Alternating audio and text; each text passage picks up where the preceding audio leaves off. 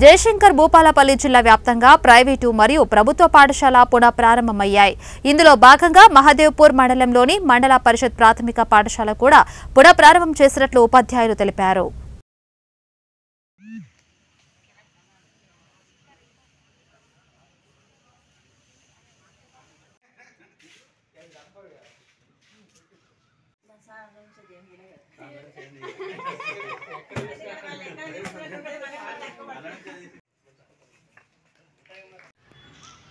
కానీ బాయ్స్లో బాయ్స్ ఇద్దరూ ఉంటారు, ఒక్కరే బాయ్సే ఉంటారనే అపోహ ఉంది. కానీ అది నిజం కాదు.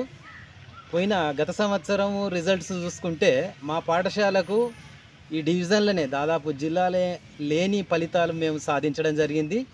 9.87. చాలామంది పిల్లలు ఉత్తమ ఫలితాలు రావడానికి మా స్టాఫ్ యొక్క సహకారం చాలా బాగుంది.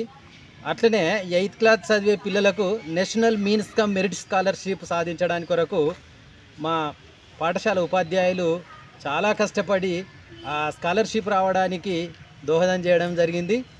అట్లే సైన్స్ ఫేర్లో కానీ ఇతరత్ర క్విజ్ పోటీల్లో కానీ మండల్లోనే జిల్లాల్లోనే ఉత్తమ ఫలితాలు అందిపుచ్చుకోవడంలో మా పాఠశాల యొక్క ఉపాధ్యాయ బృందం యొక్క కృషి చాలా గొప్పగా ఉన్నదని గర్వంగా చెప్పుకోగలుగుతున్నాం.